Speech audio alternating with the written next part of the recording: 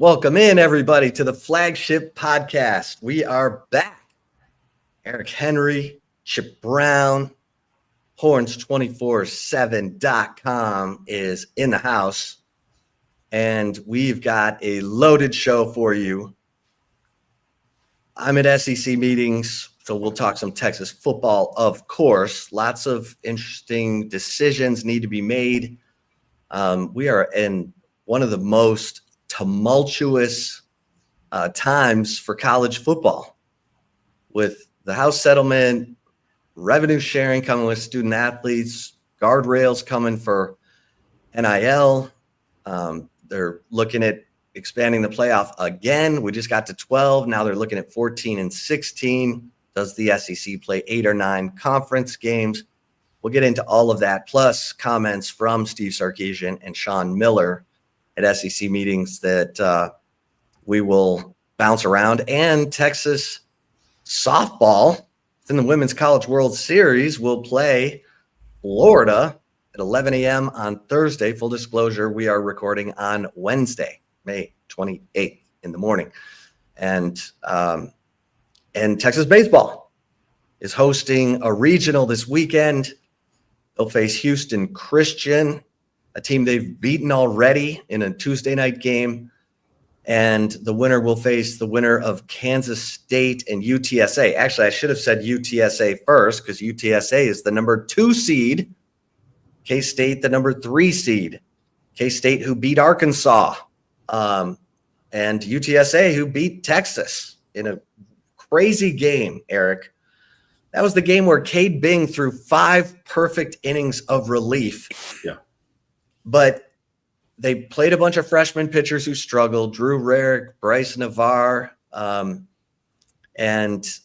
so Ruger Riojas, of all people, who played at UTSA last year, comes in. He's trying to close the thing out, and his catcher from the year before hits a home run off him to win the game in 12 innings.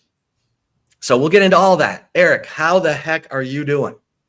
Chip Brown, before we get into me, let me address something really quick. I think I might have put the wrong scroll up there, so I'm going to edit that right now. I don't want anyone thinking that we're not currently at 50%. So let me change this here really quick, Chip. Just so look at that. There you go. Now you can look at the scroll. Subscribe to the Horns247 YouTube channel.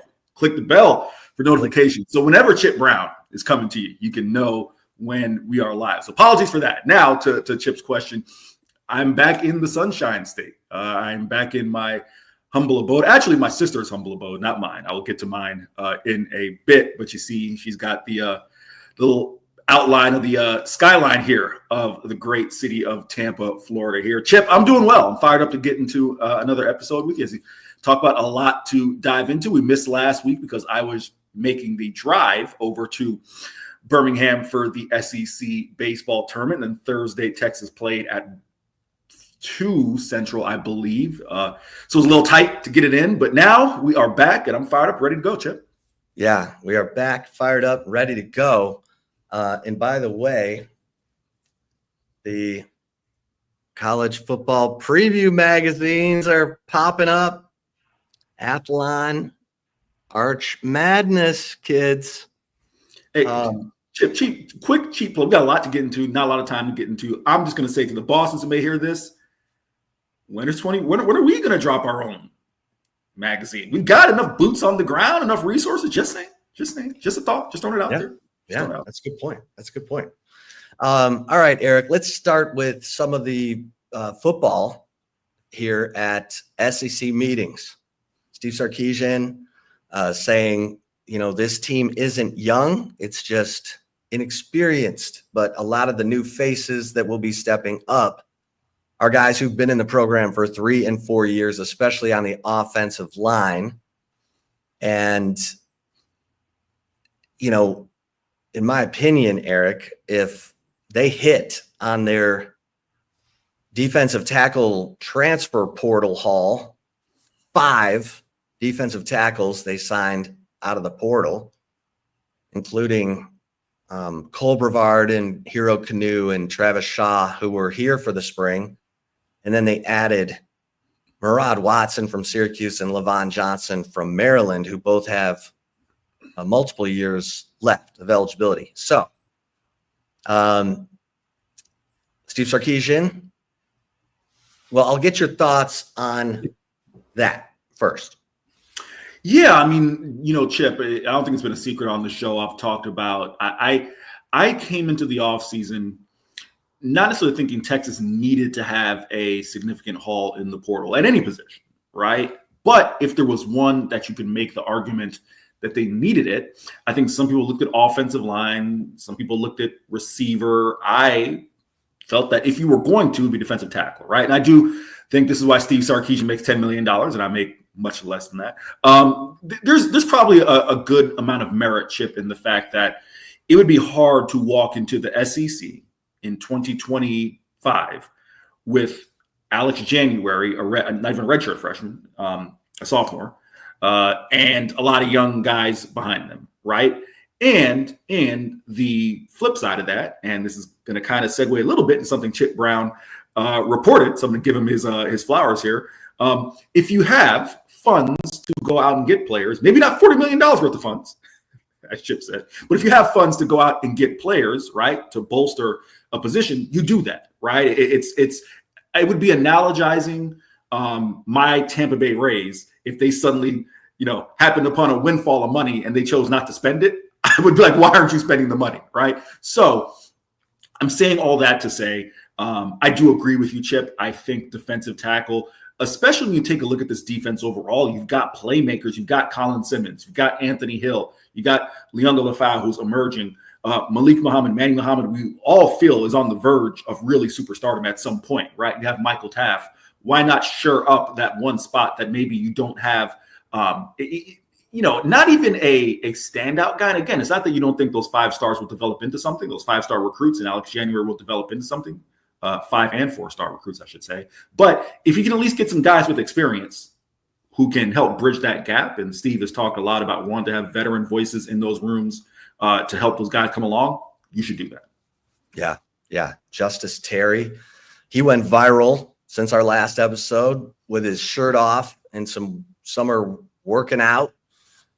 Guy is built like, a Greek god. But and they were working him at defensive end. He was at 263 in the spring. We'll see how much weight he adds, but that dude is ripped. He is a ripped 263. Let's put it that way. Okay, so Steve Sarkisian was asked if I'm at SEC meetings in Destin. Steve Sarkisian was asked, was there a position you were pleasantly surprised about, maybe even went better than you thought going into spring football? And he said linebacker. Of course, Anthony Hill Jr., who should have won he could have won the Nagurski too. We'll live with that one. Abdul Carter, good job. But should have won the Butkus, for crying out loud. Wasn't even a finalist, which is just, what were they thinking? But Anthony Hill Jr., but Steve Sarkisian said Lianga Lafau had a fantastic, quote, fantastic spring. And Brad Spence, the Arkansas transfer, has hit all the right notes. He can play all 3 linebacker positions. He rushes the passer. He had a sack against Texas last year playing for Arkansas. Ty Anthony Smith, he mentioned Elijah Bo Barnes.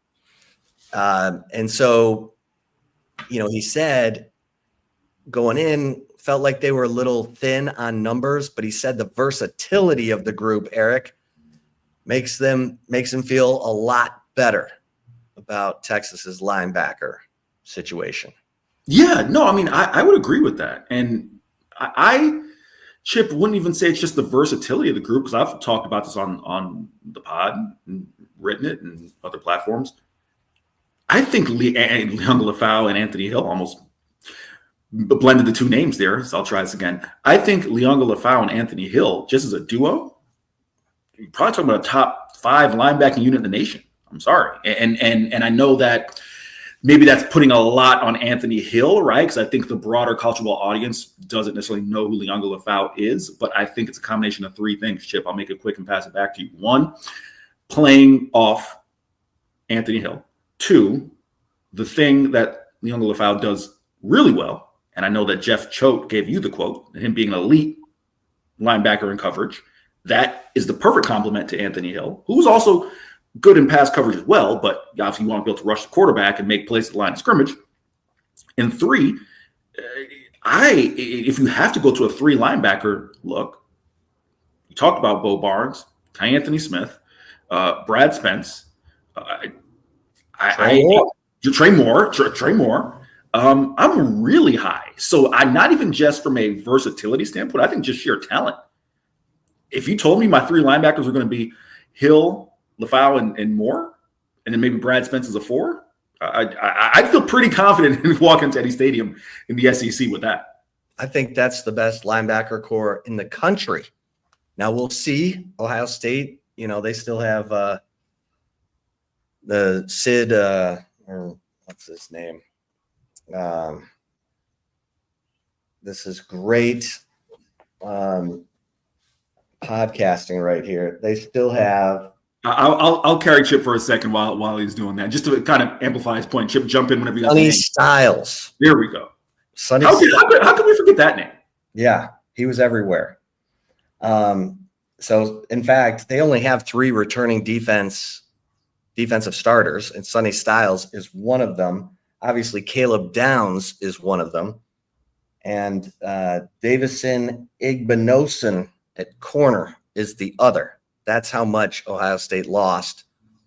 Jack Sawyer, Tyleek Williams, all those guys are gone.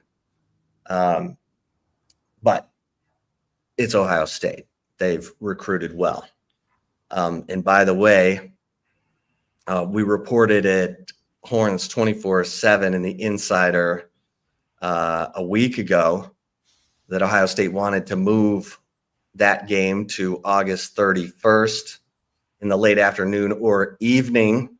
That would put it on Sunday of Labor Day weekend, and Texas said no. That's not a surprise. Why would you agree after signing a contract for August 30th to move that game a day later so the home team could have a better home field advantage? For everyone who's upset about that, tell Ohio State to take it up with Fox, which loves the big noon kickoff, and that's where Texas and Ohio State will be, I'm told. So, Chip, really quick, am I just dense? What am I missing about it being a more favorable home crowd on Sunday evening versus Saturday? I guess my thought is Ohio State fans are going to show up regardless. Am I missing something? Right. Ohio State fans just want to be able to tailgate at a normal time instead of doing kegs and eggs, and they're sick of kegs and eggs.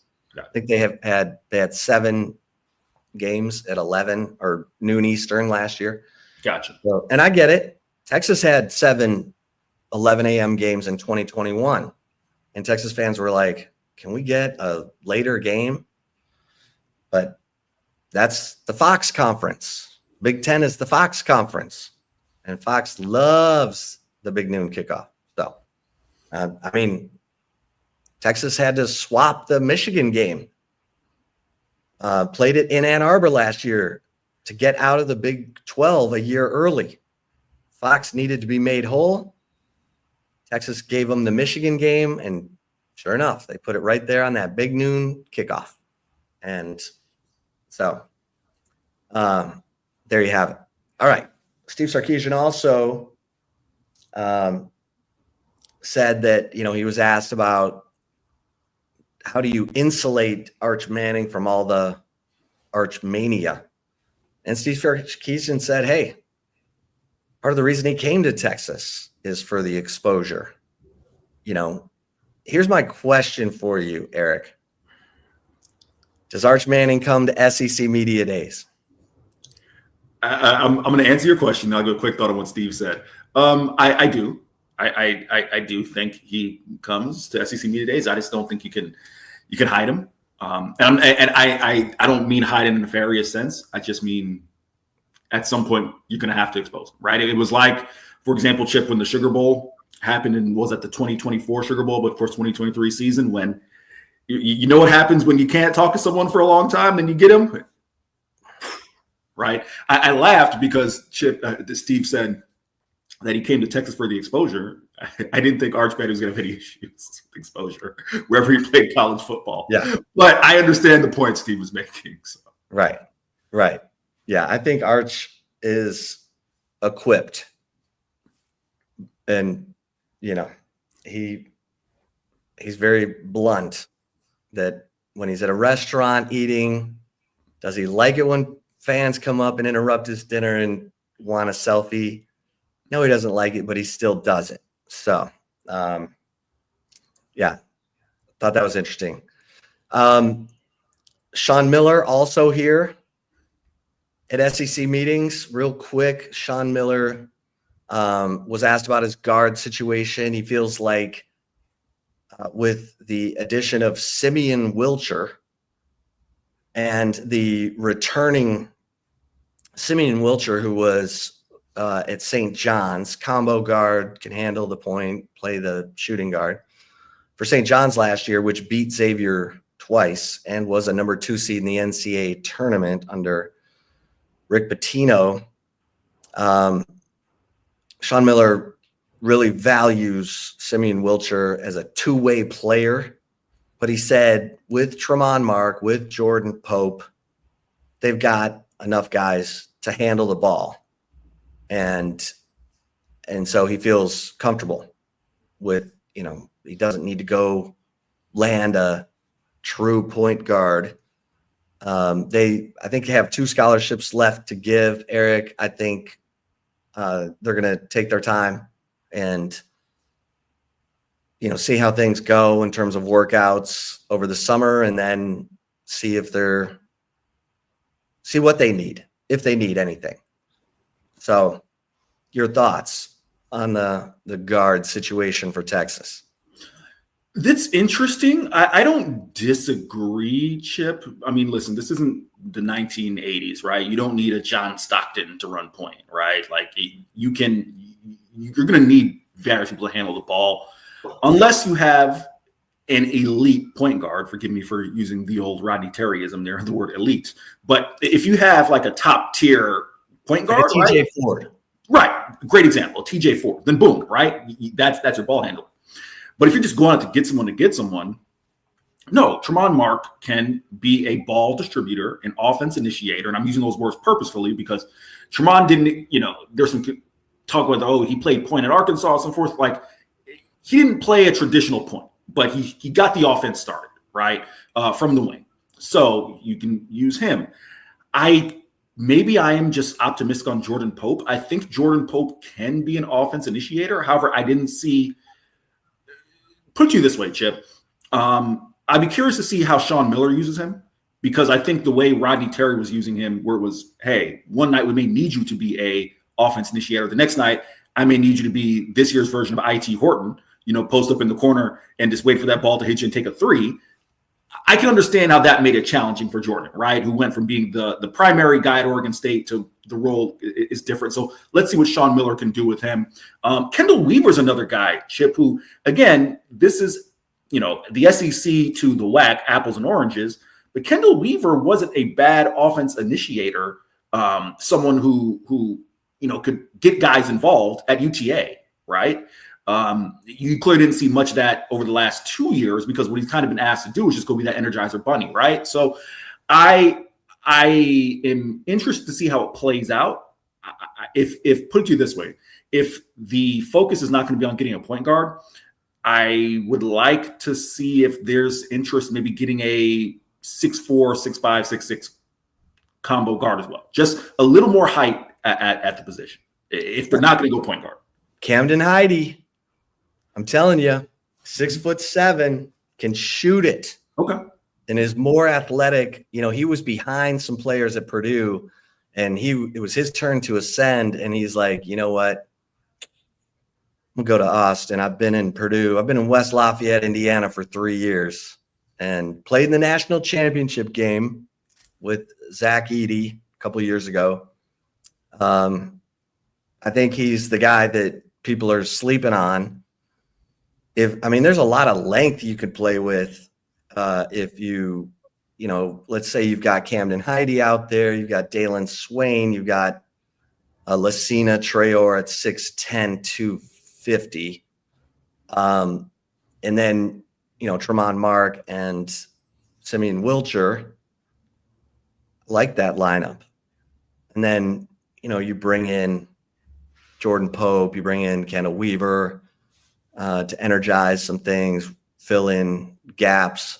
And you've also got Matis Vokatitis, 7-footer from Florida Atlantic that you can rotate with Lacina Traore. So, Sean Miller sounding confident.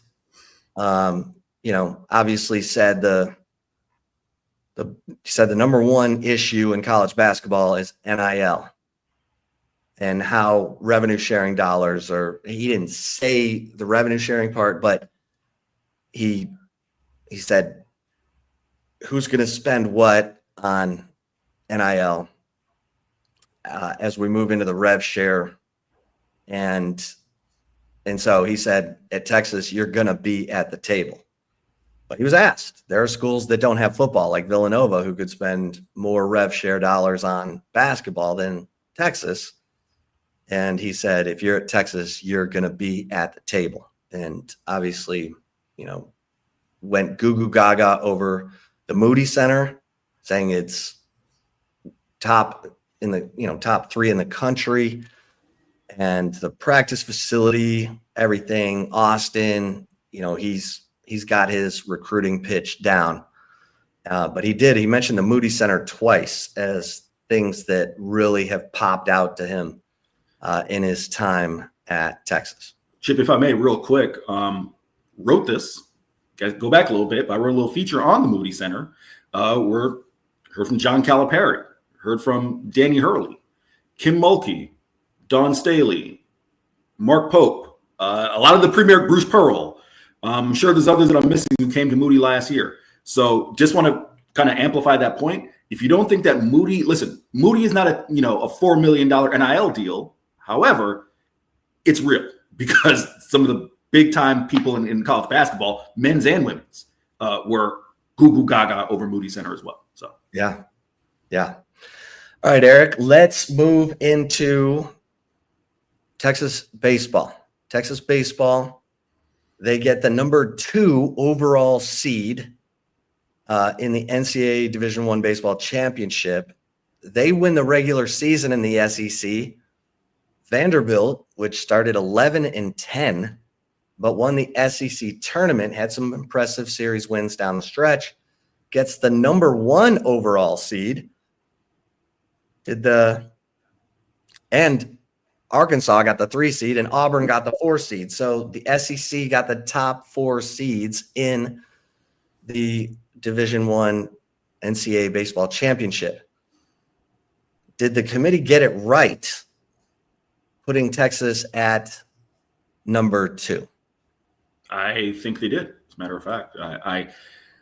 I am not going to claim, Chip, to be something I'm not. That's my first full year covering college baseball. So I'm not going to say that I'm, well-versed in kind of some of the selection committee things in the way I would be, say, at college basketball per se. But if you're just asking me to apply the same standard, and I heard because I watched the selection show and I heard some of the committee members who spoke after, and there's some, gripes that other schools had. But if I'm just applying the same standard across sports, there is something to closing the season the right way. Right. And I understand that the SEC tournament and that outcome wasn't going to have a major bearing on Texas's ability to host a regional. Right. That was already locked up, set in stone.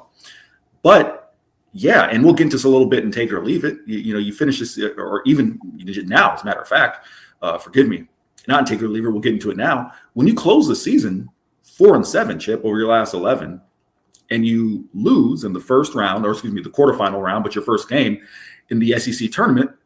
Not that Tennessee isn't a talented team. Tony Vitello, we all know what he can do, right? No one knows better than Jim Schlossnagle, but that was a number 8 seed that came in. yeah, there's something that to be said. And sure, you can say, and of course, we won't belabor the point too long because we didn't really discuss it last week because we didn't tape last week. But Ethan Walker had, not going to say it was, a lights out performance, but definitely great that you could get that type of performance from a guy who hadn't been part of your rotation prior. Right. 4 innings, 1 hit. 1 hit. Yeah. Against that lineup. Offensive, the defending national champs, Tennessee, they're strong offensive team. Yeah, against that lineup, that's huge. But the point I'm making there is you can say, okay, well, if Texas really was focused on winning the SEC tournament, then maybe they wouldn't put Ethan Walker out there. I get that. I can understand it as an argument for saying, hey, you shouldn't use it as a knock against Texas. But if you were the number 1 team in the nation up until a couple of weeks ago, I'm expecting you to go handle business. So I do think the committee got it right personally. Yeah. And the starting pitching is, look, they lost Jared Spencer. They lost their number 1 pitcher. And it's been a struggle to replace him. And we've seen Ruger Riojas. I think part of the reason they went with Ethan Walker in the SEC tournament was because it was a Thursday game. They were trying to keep, obviously Luke Harrison's going to pitch on Saturday. That's been his day. And maybe we would have seen Ruger on Friday because he has been their Friday guy and had a couple of rough outings. And so it'll be interesting to see this Friday. They'll take on Houston Christian. Is it Ruger, or did Ethan Walker do enough to maybe move Ruger to later to possibly, you'll have Luke Harrison in the next, no matter what. So the point is their pitching rotation has been unsettled. Now, I think Texas's depth of pitching sets them apart, and the timely hitting, the grit of this team. And this is a manageable regional. That's not to say that weird things can't happen, because UTSA beat Texas earlier this year. K-State, as we mentioned, beat Arkansas. Texas did not touch Arkansas. So, but the lack of momentum, you asked Jim Schlossnagle about it, and what did he say, Eric? Schloss basically said no. He doesn't find that, momentum is a huge deal. And he pointed to, and Chip, obviously we're on the beat, so you'd be able to reference his team. He pointed to and receiving a text from Augie Garrido, 2015, his TCU team, that would go on to reach College World Series. I believe that was the 3rd or the 2nd TCU team he took. I know the year before he'd taken the team to a College World Series, but nevertheless, received a text from legendary Texas head coach Augie Garrido. Said, this is the best thing that's ever happened to your team, right? Them getting knocked out in the first round of the Big 12 tournament. So Jim Schlossnagle says, momentum, not. We'll be fine, Chip. So I'm curious your thoughts on that, because, listen, Schloss is a veteran, excellent. He's in various College Baseball Hall of Fame for a reason. He knows what he's doing. It just still leaves me a little uneasy to go in at 4-7 over your last 11, Chip. Right. No, they struggled with Arkansas. They struggled with Florida. And then obviously they lost to Tennessee after they had an early lead, didn't they, in that game? Yes, they went up 4-0, yes. 4-0, and then it kind of got whittled away. Dylan Volantis gave up some hits. So, look, it's baseball. Everyone understands it's baseball. But Augie Garrido, that's classic Augie right there. And it says a lot. It shows you that Augie sensed something special about Schlossnagle, that he would unsolicited text him and say, hey, you're good. Because I think Augie was just about was getting fired by Steve Patterson or forced into retirement. It was not good. Another messy situation from the Steve Patterson era.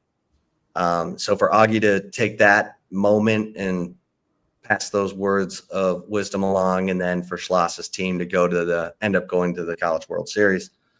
Tells you, A, Augie has a pretty good baseball sense, and B, Schlossnagle has been in this situation before and is not worried. So, really quick, Chip. Steve Patterson whacked Augie Garrido and Rick Barnes? Yeah. Huh? Oh, yeah. Sorry, I'm still a newbie, so I'm still learning things. So Augie has a statue outside Dish Falk Field. Won 2 national championships. Rick Barnes, the only coach to go to a Final Four in the last, since the modern era of college basketball. Okay, Texas softball. Now this is a killer because they eke out a super regional win over Clemson. Came down to a 6-5 Game 3 victory. And Mike White, what is it with these first games of super regionals? He's 0-7 in his last, but he's 6-1 in Game 2s. So just like last year, dropped Game 1 to A&M, eked out Game 2 and Game 3. It ended up in the championship series of the Women's College World Series. This year, however, and the Clemson series was a gut check. Mac Morgan, who got shelled by A&M in that 14-2 dismantling in the SEC tournament where Mike White held Tegan Cavan for a potential championship game appearance and totally backfired. Mac Morgan was really good in Game 3 of that series with Clemson, and Tegan Cavan was really good in Game 2. Much better energy than she had in Game 1, and Leanne Good was really good. So Mia Scott made some big plays, and they finally moved Katie Stewart back to left field where she looks comfortable. Leanne Good, back to the infield, because a big turning point in Game 1 was when a ball got over her head in the outfield. Or no, that was Katie Bennett, I guess. So they put Katie Bennett at second, Leanne Good from second to short, Katie Stewart back in left field, and presto, I think that's what we're going to see going forward, Eric, because Texas softball responded a lot better to that lineup in Games 2 and 3 against Clemson. Yeah, I'll just quickly add, because you did a good job covering most of the bases there, that it's been interesting watching this Texas softball team in the postseason, Chip, especially in that Austin regional. They take care of business against UCF, but it got a little dicey at moments, not necessarily in that game, but the regional. And then you talk about the super regional versus Clemson, as you mentioned. Texas had to claw its way from having their season ended. So I think it will be super interesting just to see how things kind of come together with this team. But all in all, I do think, Chip, I don't want to say hitting their stride, but they're finding ways to make things happen. And this is the right time of year to do that. Yeah. So here's the deal. They set up the bracket before the end of the super regionals. They set up the bracket. And so in Texas's bracket at the Women's College World Series, they will play Thursday at 11 against number 3 Florida. And if they beat Florida, who now has Keegan Rothrock, their ace pitcher, who was not available when Texas beat Florida to open SEC play. Keegan Rothrock did not appear in any of those games. Texas won that series, but Keegan Rothrock is back, and she's making things happen for Florida. So this will be a different Florida team than what Texas faced and beat back in March. If Texas beats Florida, they get either Oklahoma, who has owned Texas, or Tennessee, who beat Texas 2 out of 3 in Austin. The other bracket at the Women's College World Series has number 12 Texas Tech, unseeded Ole Miss, who upset Arkansas, number 16 seeded Oregon, who came out of the Liberty Texas A&M, whatever, regional, and then UCLA, number 9 UCLA. So Texas's bracket at the Women's College World Series doesn't have anyone lower than a 7 seed.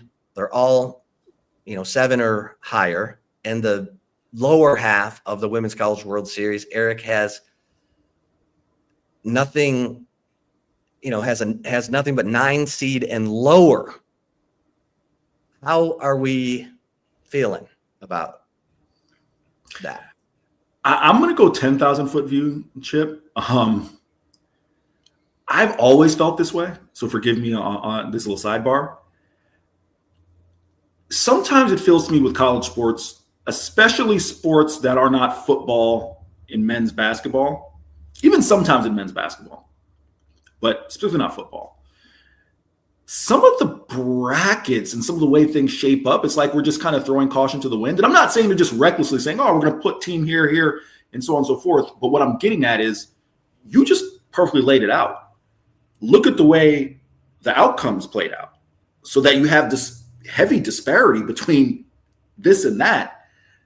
I don't know. I mean, listen, you can't account for upsets and crazy things happen, right? I mean, you look no further than, what was it, 2-3 years ago when you had, Florida Atlantic and San Diego State and all making Final Four, like crazy things happen.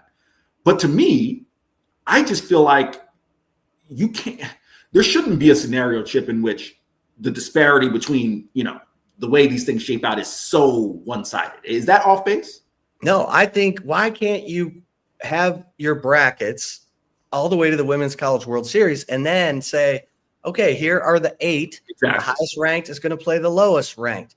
The second highest ranked is going to play the second lowest ranked, and go from there.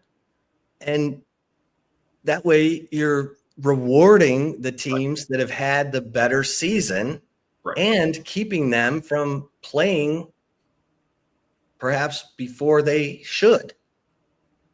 So if I'm Florida and I'm the 3 seed and I'm, potentially facing number 2 seeded and 4-time defending national champion Oklahoma in Oklahoma City,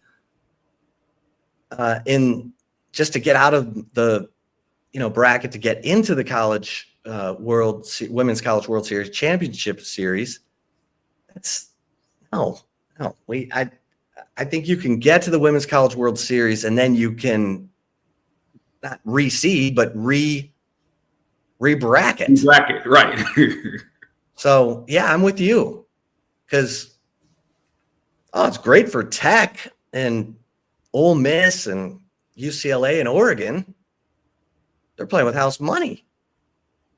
They get to all, fight it out, and they don't have to face Texas, Florida, or OU until championship series. All right. Eric, anything else before we get to take it or leave it? Chip, I think it's time to get a little take it or leave it. It's been a week, so we got to get some take it or leave it, Chip. Yeah, we got to get in some take it or leave it, for crying out loud. So let's get into it. Who is serving first, my friend? You are serving first, Chip. Okay. All right. Take it or leave it. Number 1, Texas softball reaches the championship series at the Women's College World Series. Take it or leave it, Eric. I'm taking it. Just piggybacking off of what I said, I do think Texas has certainly faced some trials and tribulations in the postseason, but they've overcome it, and they're finding ways to make things happen. They kind of, in a weird way, Chip resembles, or they are resembling Texas baseball earlier in the year, right? Where they were finding ways to make things happen. So I do think they'll find a way to reach the championship series. Okay. And I have been a bit mystified by the pitching rotation or the use of the pitching staff throughout the season. Last year, they trusted the other pitchers a lot more. Citlali Gutierrez and Mac Morgan started a lot more games than they did this year. And Cambria Salmon, who Mike White really had not been using as a starting pitcher. And Cambria Salmon made some big time appearances in the Clemson series. So it's,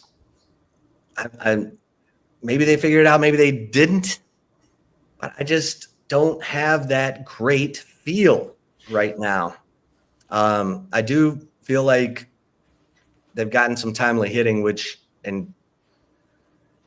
but even like Caden Henry, who I think is amazing, had a really rough game one, and it cost her team. Reese Atwood and Katie Stewart were both 0 for, but they got it together. They figured it out.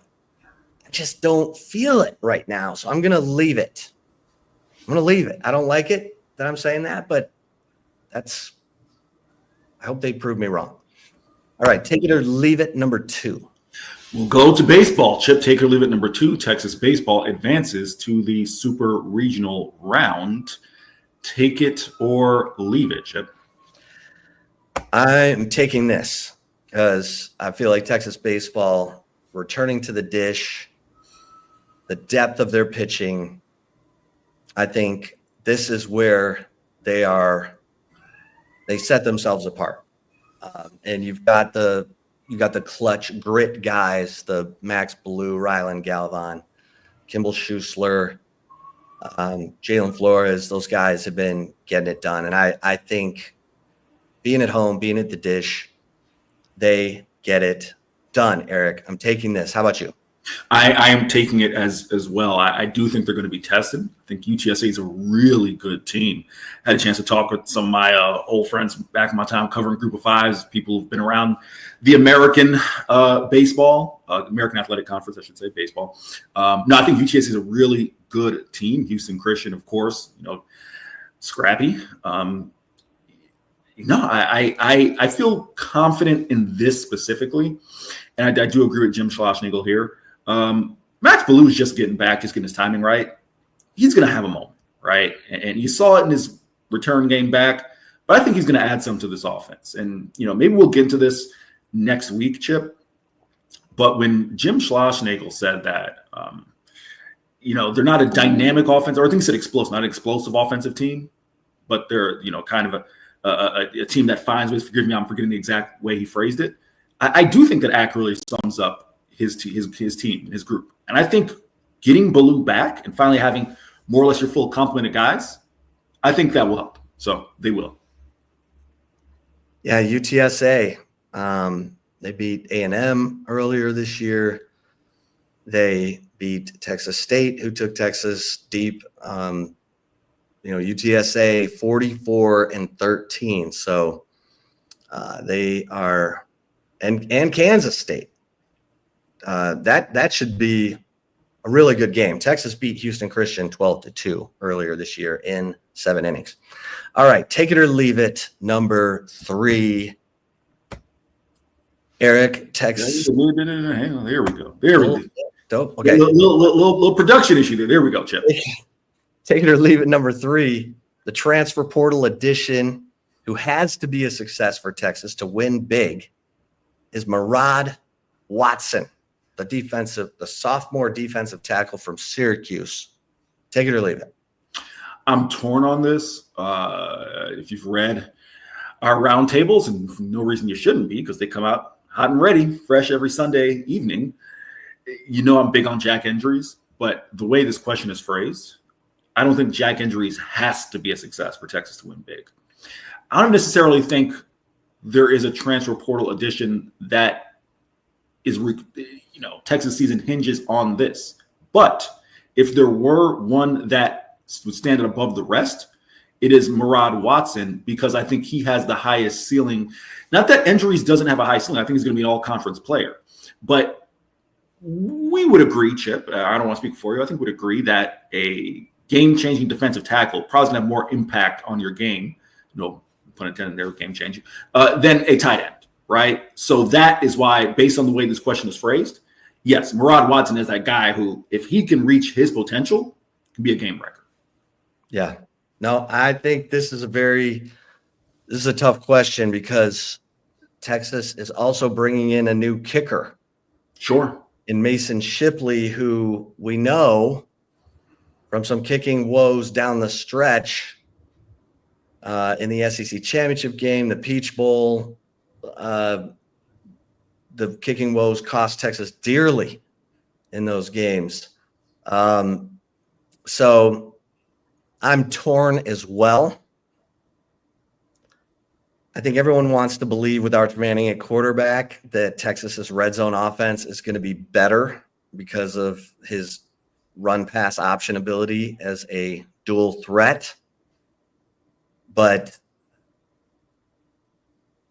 I'm gonna say Mason Shipley has to be a success for Texas to win big, because they are going to have tough games at Ohio State, at Florida, at Georgia, and there's always, OU, if OU's that much better with John Mateer. So I will leave this, but man, it's close. Murad Watson, I think, is going to be in the starting lineup with Cole Brevard, and Alex January is the first man in the rotation. So there you have it, kids. We got a lot covered. We didn't even really get into all the SEC policy stuff, because you know what?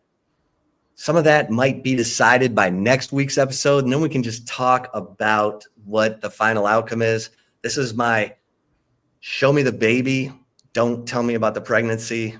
We're right in the middle of the pregnancy right now at these SEC meetings in terms of 8 or 9 conference games, expand the playoff to 14 or 16, all that. We'll get into that next week. How about that? All right. Thank you, everybody, for listening to this episode of the Flagship Podcast. Please like and subscribe to the Horns247 YouTube channel. That helps us grow. Feel free to give us a 5-star rating wherever you listen to your podcast. And until next time, we'll see you over at Horns247.com, where if you're not a member of the family, make sure you join to become an annual member so that you get VIP access to all the team sites on the preeminent 24/7 Sports Network. You can read up on Ohio State all you want, Georgia, you name it, by becoming an annual member. For Eric Henry, I am Chip Brown. Stay safe and keep the faith.